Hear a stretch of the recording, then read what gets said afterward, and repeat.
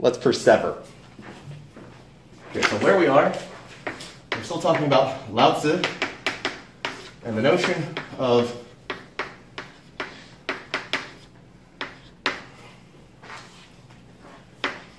contentedness. And the two main concepts in this book, sometimes this book, here in the West, we call it the Tao Te Ching. I said before, the way, well, really the classic book about the way of virtue is what that means. In China, it's often just referred to as the Laozi. Definite article. I'll give you the Chinese there. Just tell you, the Laozi. Sometimes we do that, or scholars do that with Chinese authors. A lot of the works of Mengzi are called the Mengzi, and so on. So if you see the Laozi or the Tao Te Ching, they're referring to the same thing.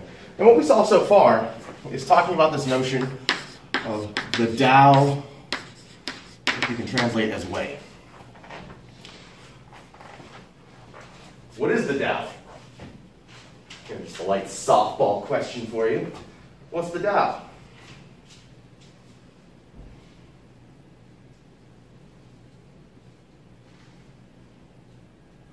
It's kind of like something that is everywhere in the universe. Sure. But also, remember the very opening line of the Tao Te Ching, again, Dao Ke Dao. As soon as you start talking about it, you're wrong.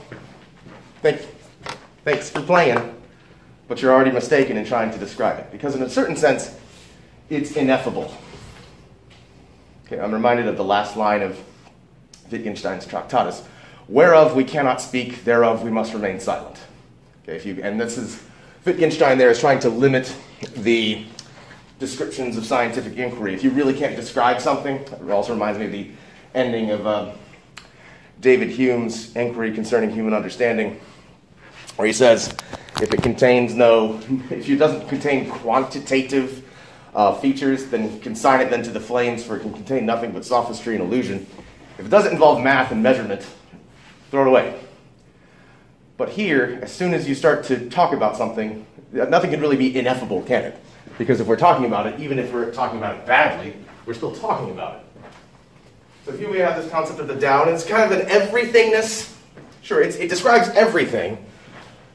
But I don't think we call it everything in a descriptive sense. Everything simply as it is, because there's certain features in the world that we see that are not the way things are supposed to be. So if you want to talk about the Tao as kind of I think pantheistic would be too much, but if you want to talk about it as a totality of the things that are, there's a certain sense in which the totality of things that are in a way that they ought to be. To explain that point, I want to skip to, I want to say it's chapter 13 and 14. There's some stuff in here that Laozi says that seems perplexing. Yeah, chapter 13. So if you have the hard copy of the book, and really you can look this, there's free copies of the Tao Te Ching online. All right, some translations are terrible. I do not recommend the James Legge, which is the most free, because it's the oldest. Actually, no, chapter 18, I'm sorry. Consider this in chapter 18, and I want to try and make heads or tails of this. Because this is one of those where upon a superficial reading, you'll be very confused. You might be confused with the whole thing, but especially on this chapter. So I want to just take it a line at a time and see what we think here. Chapter 18, this is in the hard copy of the text, 171.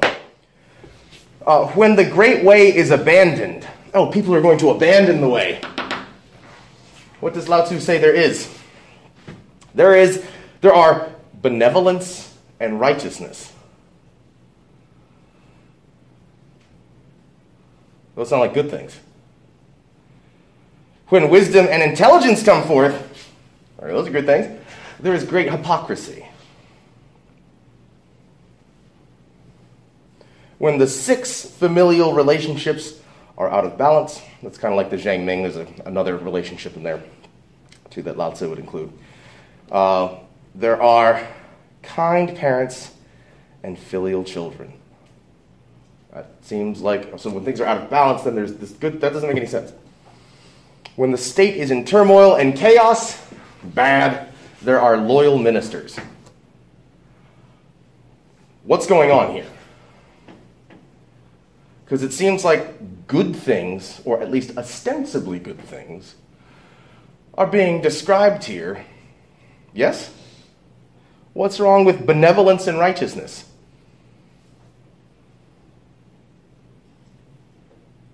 Yeah, what is benevolence? Yeah, literally, bene, from the Latin bonus, meaning good.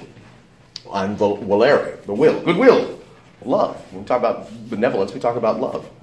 Loving kindness, goodness. That doesn't sound bad, does it? Could it be? Maybe. It seems like it is. It says that benevolence comes when the way is abandoned.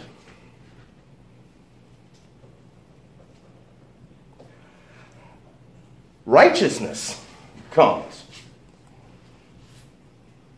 Pretty sure that's either li or ye there.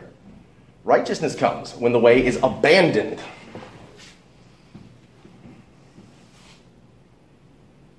Now, some of the blame here I put on the English translation, but we continue. When wisdom and intelligence come forth, there is great hypocrisy. So, I think the English here maybe comes off a little, maybe too strongly. But consider this. A couple ways to talk about this. One, here's the main thing I want to stress with Laozi and early Taoism. This is not true with necessarily contemporary religious Taoism. Here's something that is not your friend. Here is what Laozi is really saying.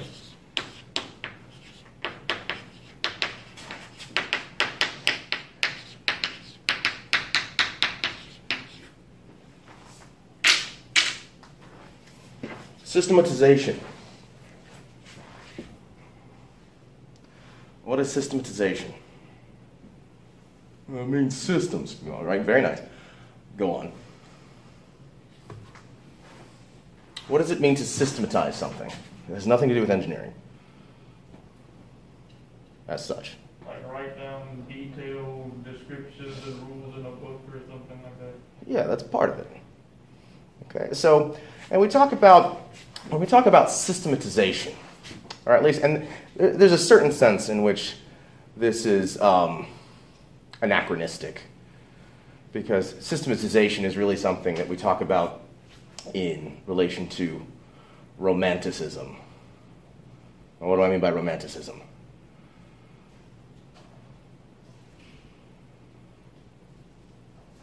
We make things seem more like happy and loving than they really are. Yeah, all right, so there's this 19th century movement called Romanticism. You're all familiar with it. You know, every painting, everybody's got the feels. Okay, right? Oh, look at the passion. Beethoven's music. Right? It's not Brahms, it's Beethoven. What's the difference?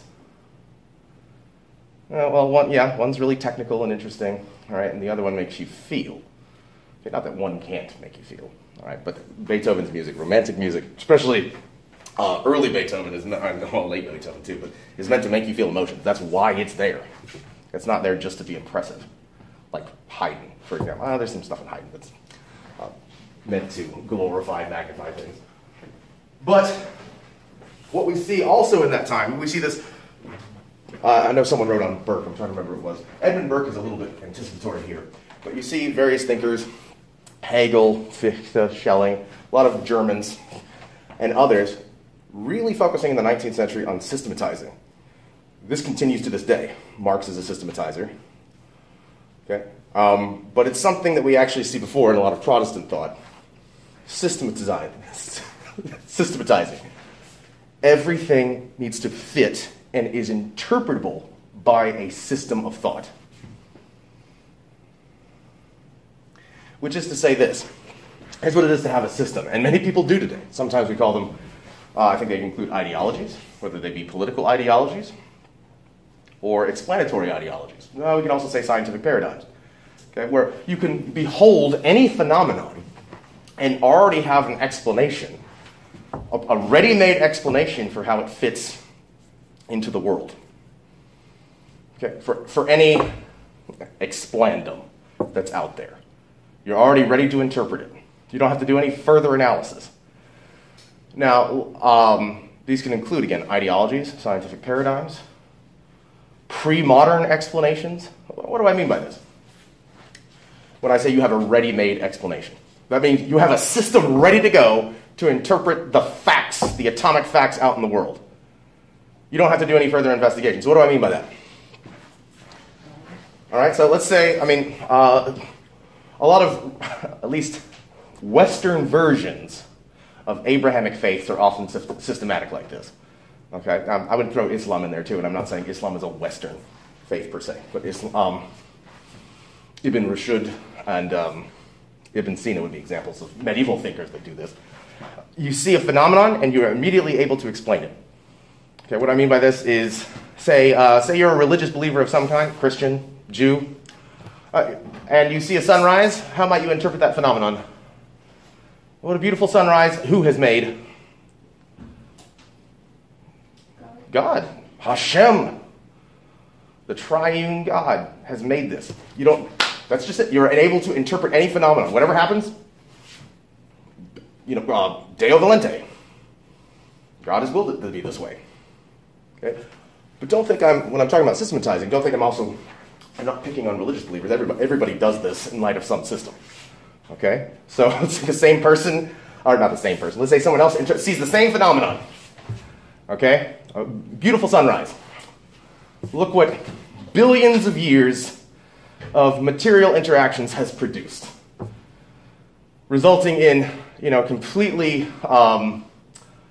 materialistic consequences of, hydrogen, helium, bursting exactly 93 million approximately 93 million miles away, leading to photons going through space, getting here in about 8.5 minutes, and then going into the rods and cones in the back of my eyes, down the optic nerve, and interpreted by my brain into a contigenous experience.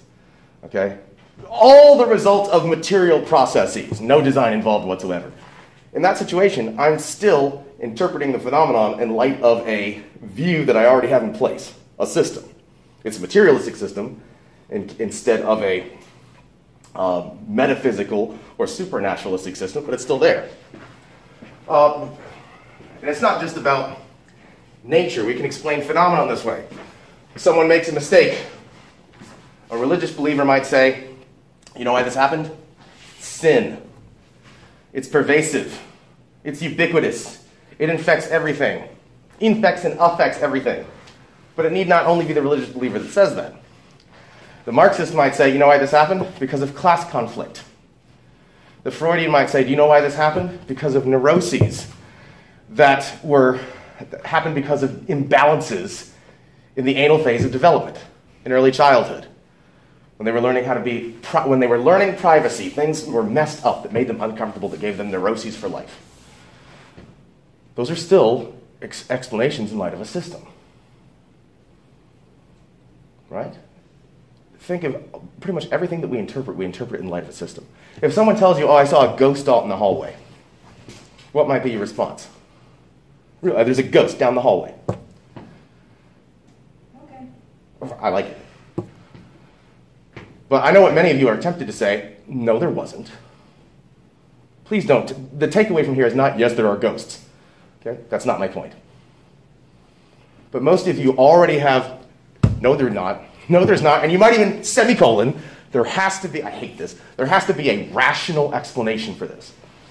You don't mean rational, you mean materialistic or physicalist explanation for this. Because there's only physical matter.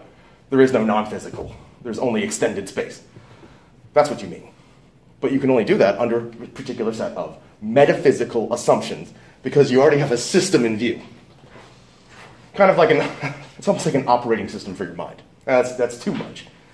But think about it that way. Okay? Excuse me. You're running on a certain kind of ideological operating system. Sometimes they can be macrostic, they can be big systems, you can explain anything. Okay? So, the person of a materialistic persuasion, and by materialistic I want to say again, there's only matter. Okay, Marx was a materialist. Freud was a materialist. But so are most people that work in this hallway. Okay? Really, I would say physicalists in a 21st century sense. What I mean by that is there's matter, and of course, because of thermodynamics, matter can convert into energy. Okay, that works. Okay, there's not just mass equals mc squared. That's the thing. But you can only say that in light of a presuppositional system. Now, does Laozi have that in mind? Not exactly.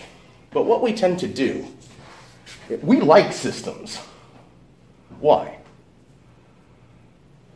You might think, no, I don't. You help us understand. Yeah, exactly. We like explanations, especially big package explanations. You want the bundle. Well, that'd be political view, religious view, metaphysical view, ethical view. We like package deals. When something seems inconsistent, it seems we often conflate inconsistency with contradiction. Oh, you think this about this, you think this other thing about this, well, you must be wrong, because those two things don't go together. In a systematized view. So when Laozi says here, when the great way is abandoned, there are benevolence and righteousness. What he's getting at is this. We lose so much of the moment, of like the here and, we need to think more about what do I do here and now, as opposed to thinking about hypotheticals. For example, I don't think any of you have had me for any ethics class. No, some of you have. But sometimes what comes up in ethics is this notion, anybody ever heard of the trolley problem in ethics? Okay, all right, so I'll briefly explain it. So, and I'll say this too. I'm a philosopher. I hate it when the trolley problem comes up. The original papers are interesting, but here's why I dislike it so much. Here's the deal. Like something like this. You're in control of a switch. Okay, a train's coming. Trolley. The track splits into a Y shape. It's out of control. This track has one person tied to it for some reason. Just roll with it. This track has 5 people tied to it for some reason. You're in control. You can't stop the trolley, but you can flip the switch. Will you kill the 1 person or the 5 people? What do you do?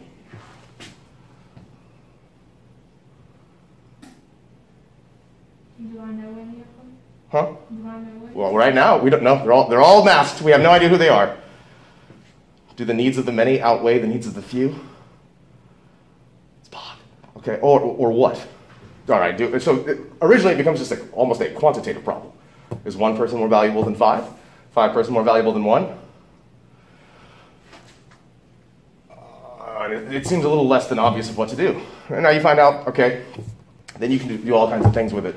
The 1 person is a little 5-year-old girl, and the other 5 people, it's Hitler and his lackeys. Goebbels, Goering, Himmler. There they are. What do you do now? Well, kill the Nazis. Is that a difficult? Is it that simple though? Now all right, Nazi death. What do you do? Oh, turns out I was lying to you. It was 1 Nazi and 5 children. Are you responsible for their deaths, by the way, when you flip the switch? This is the trolley problem. What's wrong with it? Here's what's wrong with it. All right, now I'm simply repeating the criticisms of others here. This is not original Burrisism, but I subscribe to this view that we can do this all day and say, well, here's what would be the right thing to do in this situation and so forth. Does that have any bearing on what we might actually do? And this is the problem with talking about ethics as hypotheticals. Okay, like stuff out of movies. All right, so it's kind of like you're in this situation. What would you do? You might even come up with something that sounds like a robust answer. That doesn't mean if you're actually in that situation, that's what you're going to do. And therein lies the problem of talking about hypothetical. Sometimes it's called situation ethics. Okay, we focus so much on the hypotheticals of what would be the correct thing to do in this situation. Okay, and this is a lot of ethics classes, and that's why as someone who teaches ethics, part of the problem is we rely less on principles and more on these hypotheticals. Hypotheticals are not helpful. You know what's helpful? Practicals. When ethics is life, it's not really a hypothetical. Okay, what am I supposed to do? The universe is filled with instances where people know the right thing to do and don't do it. But they know the right thing to do. Kierkegaard, for example, talks about this a lot with the biblical character David. Knows the law, right? Oh, I rejoice in your law day and night. I'm going to go over to Bathsheba's place and then kill her husband. Man after God's own heart. Charming. But, oops, I knew the right thing to do, but I'm an idiot. No, knowing the right thing to do is insufficient for proper action. And also, often we have these codes of ethics that are all big and systematized, and they're interesting, and they might be logically consistent. But all right, great. I could learn about Kantian deontology, Millian utilitarianism, Aristotelian virtue ethics, Confucian virtue ethics. Does that tell me what I should do now in this situation? What's the right thing for me to do right now? No. It doesn't tell you anything. The right thing to do is not an academic problem. That's why we keep having big ethical issues in business and in government and in computer ethics. That's why that's a new field. Should we dox people? Oh, this person upset me on the internet. Here's where they live. Kill them. Harass them. Show up with cameras.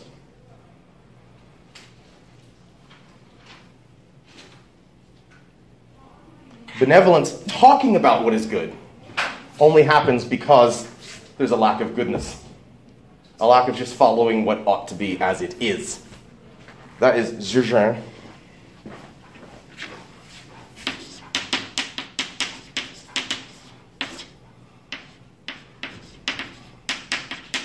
Here's a peculiar concept. Zurgin. Looks like Zoran. Zurgin. As it isness. Part of following the way is looking at things as they are. Again, does the water struggle to flow down the mountain? It does not. It just does it. It is as it is. There's an effortlessness to it. Sure, it's in motion, but in another sense, it's kind of in a state of inaction. The Mississippi River, oh man, I'm clocking in at 8. I have to go to work today. It just does. But I just wanted to ask, what was the point of talking about systematization with what was Laozi saying? Oh, well, with systematization, we try and make these big package explanations of phenomena. And we do this with ethics. And what we really want to do is simply observe things as they are, instead of trying to make these big packaged explanations for things. Because we can't see the forest for the trees, if you will. So, Laozi is saying, what's the right thing to do? Look at nature. But what do? Well, if you want to study ethics, first let's start with the basic fundamentals. So ethics involves various notions of will, practicality, theory, all the minutiae of details, and then talking about various theories of ethics and so on. And then, we need to do this because this fits in a big theoretical framework, and that's how we often do ethics. We put up these big theoretical frameworks, explain the way things ought to be. Just look at nature. Things just do. It seems like a strange conjugation, but things just do, things just be.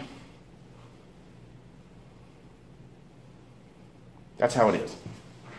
Systematization, on the other hand, overbearing, overarching explanations. Overbearing, overarching systems. Stop it. You don't need a big system to know what's right. It almost makes it sound, the problem with systematizations too, is it makes it sound like you have to be an expert in order to get anything correct when it comes to doing the right thing. Do you need to be an ethicist to be right in ethics? Systematizers think so. Who can know the right thing to do? Only the ethicist. Studies have shown, by the way, ethicists are not very ethical people. As it turns out, that's why I'm not an ethicist. But people that often are the supposed experts on ethicists, are the supposed experts on ethics, I should say, often not the most ethical people. Is that troubling? Maybe. But I think it's indicative of Laozi's point. You don't have to be a theoretical expert in order to do the right thing. That's true for many things. I don't have to be able to explain the ins and outs of every single bit of phenomenon in order to do something. As I said last time, I don't need to know that water is comprised of H2O in order to recognize that water is water. Ancient people didn't know that. They knew water was water. They weren't stupid, even though they had less descriptive explanations, perhaps. That's why there can only be good people when something is lacking. The striving for goodness can only be the case when something's not right.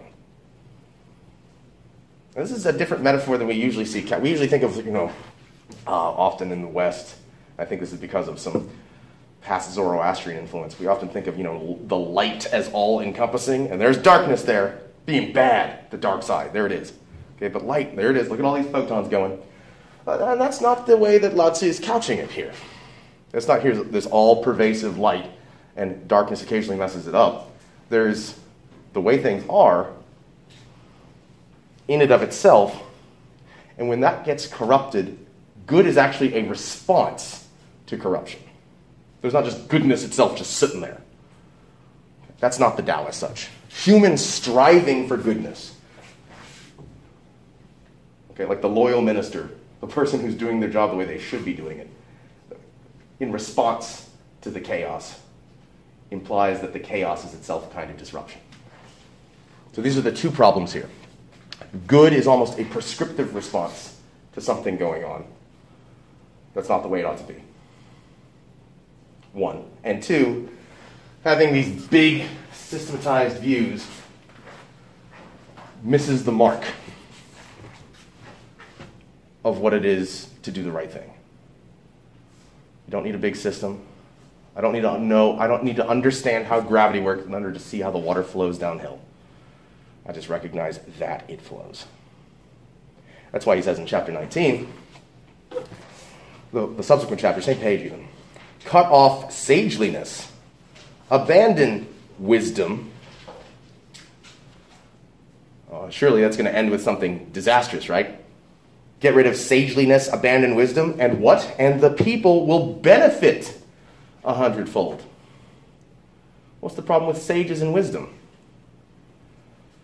You get apparently celebrity intellectuals.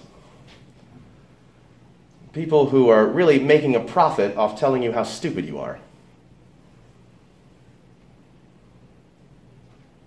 Am I doing that now?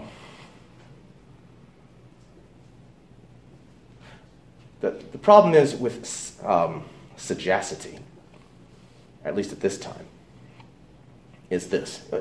Perhaps we could entertain the notion that there may be teachers out there who are really there to instruct and really there to help.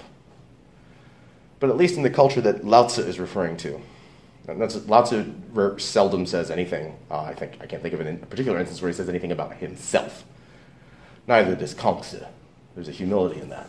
But what they're describing is something like what Socrates described in relation to the sophists, like Protagoras.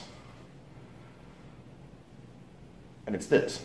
Who are they about? Promoting themselves. The problem is, and this almost sounds like a Nietzschean will to power here, but the problem is many people out there saying, I'm here to help, I'm here to teach, how can I help you? What are they doing? Are they there to help you? No, they're there to build their brand. Do we see instances of this? Anybody think of an example? Jordan Peterson comes to mind, to me. I can think of a couple of others too, but I think of Deepak Chopra comes to mind as well. All right, a lot of self-help people. A lot of people have been on Oprah. Okay, a lot of self-help people. What are they there to do? Are they really there to help you? I want to sell books. Sometimes, a book will come out where it's one of those books that, done by a politician who quit administration and wants to say something spicy. And that's been happening since, Nixon, frankly. That kind of, well, this is interesting stuff. You could have said this when it was important a while ago, but instead you wanted to wait until you could, make money off your book. Thanks. Don't be interested in celebrity. But that's the problem here. With a lot of teaching and stuff, we're really interested about self-promotion, branding, and our own popularity. Not you, but the people out there. And so that's what passes for wisdom. That's not wisdom. So what he's saying here is, even though it's not as clear in the text, counterfeit wisdom. This superficial, and also that superficial benevolence and righteousness. You want to be good? You can pay me 10 easy payments of $19.99. That's not goodness. Donate today. I'll throw in a complimentary t-shirt. And a cutting board. And a toaster. Banks used to do that. And so when he says here, this imperative in the next line, cut off benevolence, don't be good, abandon righteousness, surely not. Doesn't that sound like chaos? Lawlessness? He's not talking about, the actual goodness of looking at nature. He's talking about this counterfeit benevolence. The big picture view. The way that, society, for the most part, tells you what is good and tells you what is righteous. Not actual righteousness and actual benevolence, but the counterfeit version. Get rid of it, and the people return to being filial and kind, the way they're supposed to be, in accordance with nature. Cut off cleverness, abandon profit, and robbers and thieves will be no more. Again, this is another example of change the dynamics, and the particular symptoms that you have will themselves disappear. Why do robbers and thieves exist? Because wealth is valued, and it's material stuff. Why do people steal money? Because we say money is valuable. Need we say that? Especially in the 21st century. What is money? Was ist Taschengeld? Was ist Geld? All right. What is money? Something you can use to pay taxes. Only taxes? You can pay for other taxes. Yeah. So yeah, all your coins don't say this, but all your paper money will say, "This note is legal tender for all debts, public and private." If I'm not mistaken. Paper money. Your credit card doesn't say that, but there's you have to sign, or it's implied that you will pay such and such. But what is it? Money is a concept. So like when you swipe your credit card or debit card, what's going on there? There's a conceptual transaction. It's not like when you send money electronically, there are not little, oh gosh, what are they? I can't remember what they are. The little people at Gringotts are not moving bags of gold around. Okay? It's not like that's happening in the background somewhere. Money is completely conceptual. Even paper money is conceptual. What does money represent? A concept of wealth.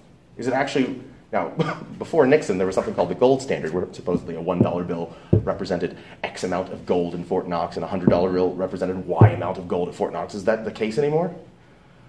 The gold standard was abandoned in the 70s.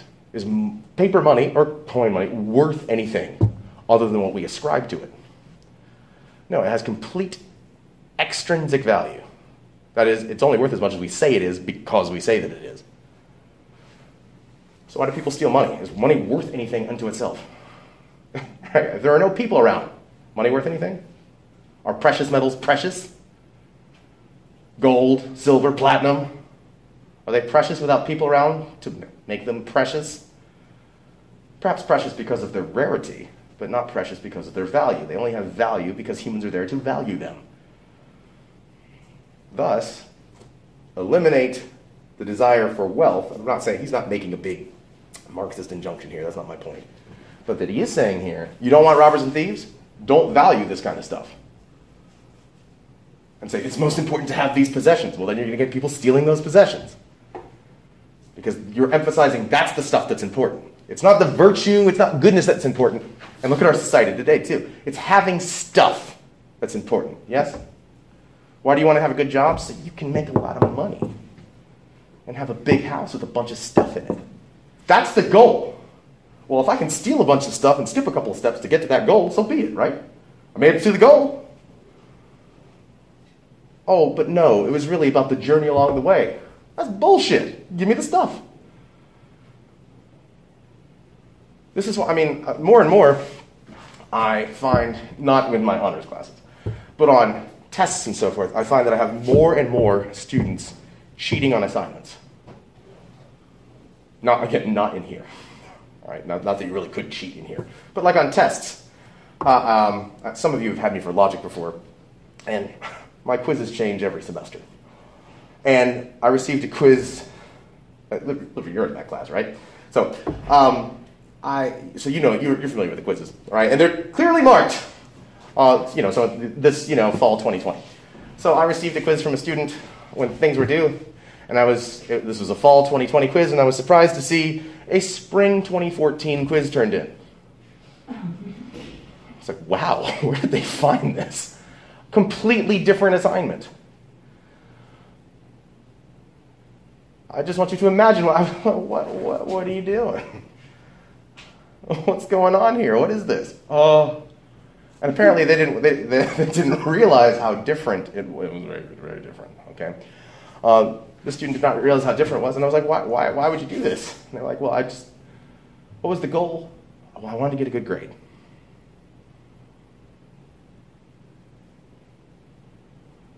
And so when that's the goal, expect people to cheat more. When we only pursue, that's what I'm in, some of the best students I've had in terms of actual student interactions and interest have been people that have made the highest grades. A grade is something, interesting, I suppose. We think of it as important, but that is not the goal. No, I think wrestling with stuff is the goal. Thinking about things in new ways, getting different perspectives. That to me is one of the goals of philosophy and learning, is precisely that. Getting at things in a new way and struggling with it. I say this as somebody that when it came to humanities stuff in college, I rarely had to study. Math, on the other hand, was a different story at the time. But when that's the goal, just the good grades. Let's emphasize the grades. Not the learning, not the understanding, not the internalizing of it, but just getting the right answer. And not because the right answer is the right thing to get, but so you can get that good grade, and that's so you can be successful. When that's the goal, expect people to cheat.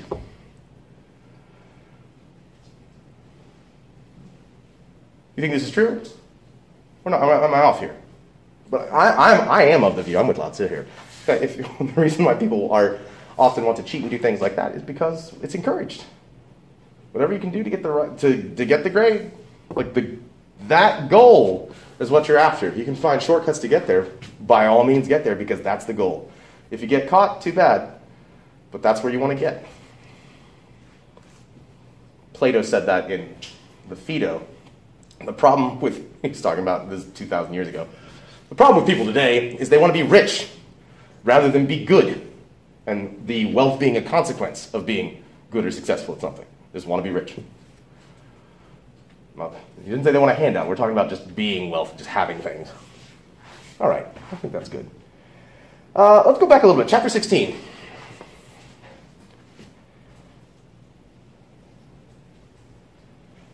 I'll go through this. I'm going to skip around here a little bit. Things I want to emphasize on the notion of contentedness. This is all included in the notion of contentedness. About halfway through chapter 16. To know constancy is called enlightenment. Those who do not know constancy wantonly produce misfortune. To know constancy is to be accommodating. To be accommodating is to work for the good of all. To work for the good of all is to be a true king. To be a true king is to be heavenly. To be heavenly is to embody the way. To embody the way is to be long-lived and one will avoid danger to the end of one's days. So, now there's a long chain of events there. All right, if you're going to do this, then this, then this, then this, then this, then this. It's one big hypothetical syllogism. What's the crux of that, though? Constancy. What is constancy? This is another feature of contentedness for Lao Tzu. Constancy.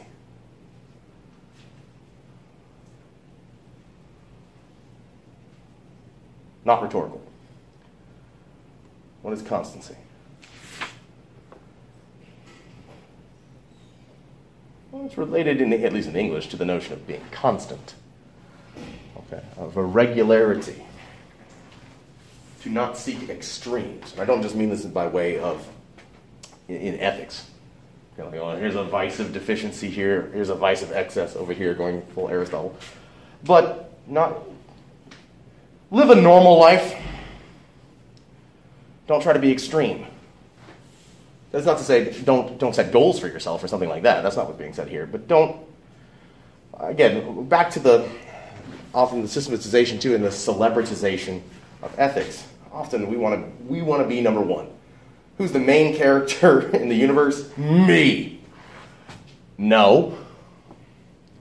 What's the main character in the universe? The Tao. You have a supporting role in the story.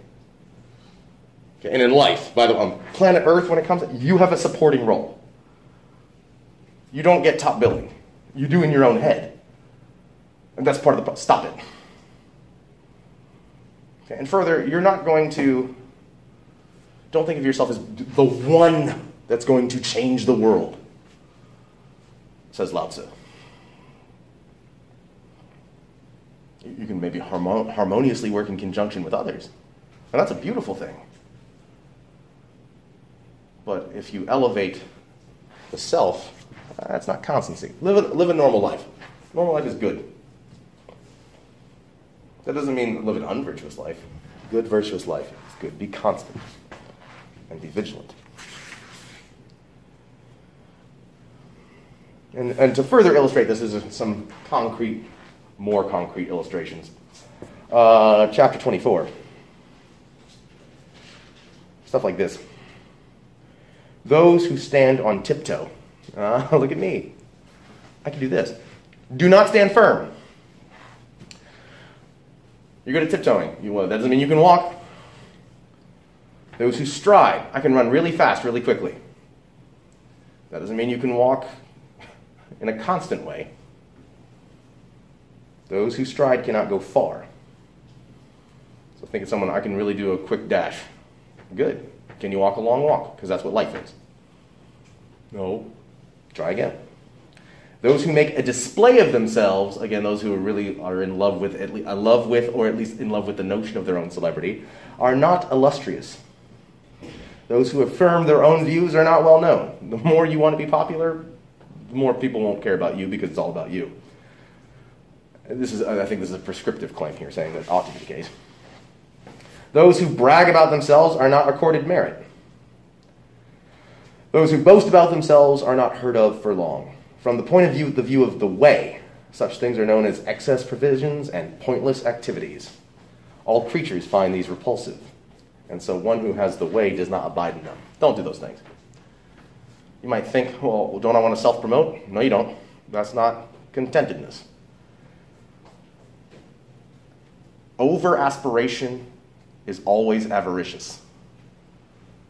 Say that one more time. Over-aspiration, not aspiration. What do I mean by that? Wanting things. Or at least having goals. Okay? Wanting goals is fine. All right, I'd like to accomplish this in a humble sense, is what Lao Tzu is saying. I'm not making that claim. I'm channeling this here. Okay, but what do you be saying? I would desire this. Anytime you have a long list, or I want to do this, I'm going to do that. It's greed, is what you're doing. That's it. That's what I mean by it. Over aspiration is always avaricious. Let's skip here. Just a couple. I'm going to highlight a couple things. The end of chapter 29. This is why sages cast off whatever is extreme, extravagant, or excessive. The real sages in that case. I want to move to the concept of Tzu. Let me go forward a little bit. Chapter 44 and 46, for the sake of time. Chapter 44 is on 184, if you've got the hard copy. And this sounds a lot like Epictetus here, and I want to stress that. Your name or your body, which do you hold more dear? And again, that word name there is Ming. So it's your name, but also like what your title. What do you hold more dear? Your name or your body? Which is more important? Oh, he goes on. Your body or your property? Which is of greater value? Gain or loss? Which is the greater calamity? And so deep affections give rise to great expenditures. Excessive hoarding results in great loss. Know contentment and avoid disgrace. That word contentment there is tzu, not zi, but zu in English. Know contentment and avoid disgrace. Know when to stop and avoid danger, and you will long endure. So there is a list of disjunctive questions. What do you like more? Your body or your name? Which is more important? What do I pick? Your body or your property? Which is more important? Well, I like my stuff. Which is more important? Gain or loss? And I like that question. Then now it changes up a bit. Gain or loss? Which is worse? Getting more or losing stuff? And again, with all of these, there's kind of an intuitive expected answer. And what Laozi is getting at is that answer, gaining is a kind of losing. How could that be? Well, the more stuff you have, the more you lose sight of things. It's not gaining and losing in the same sense. And that's, again, why people think often Chinese thought is absurd from a Western perspective, like Scalia. I think of Scalia again. Because often, even Aristotle said this in the Metaphysics. A contradiction is where something is the case and not the case in the same time and in the same sense. And often when we're talking about Chinese thought, you don't realize that something's being talked about in different senses. Gaining and losing. He means it in different senses. Gaining stuff, you can lose perspective. I mean, have you ever heard examples of, like, Bill Gates or somebody trying to play The Price is Right? How much, Bill Gates, how much is a carton of milk? $50. How are they so stupid? That's not a lack of intelligence. What is it? Why does Bill Gates think a carton of milk is $50?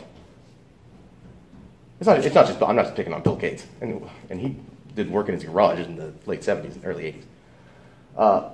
Why are rich people very bad at figuring out what the prices of things are, like everyday items? Yeah, it never crosses their mind. They've lost, and I'm not attempting to indict them here on this, but they lose the sense of, for many of us, the cost of everyday items is a big deal. Like I know where the grocery stores where I live when it comes to milk. I know where a gallon of milk is $1.50, and I know where the grocery store near my house a gallon of milk is about $3.50. I avoid that store. Right? Like I know that's conscious. Maybe it's not that big of a deal. I've never been like I can't pay for milk this month. That's never been the case. But there's a losing in gaining. And then finally, I'll just leave with this. 46, because then we're actually over time. Chapter 46, the greatest misfortune is to not know contentment. The worst calamity is the desire to acquire. It sounds like Johnny Cochran in the English. Okay, so I'll leave you that. I think that last one is the clearest where he says it here. I want you to look at that. Chapter 46. Again, the worst calamity is the desire to acquire. The greatest misfortune is to not know contentment. Or as we've been putting it, contentedness. That is all for today. Next time we're going to get right into Sextus Empiricus for next time. The reading is already up on Blackboard. So I'll see you all, same bat time, same bat channel next week.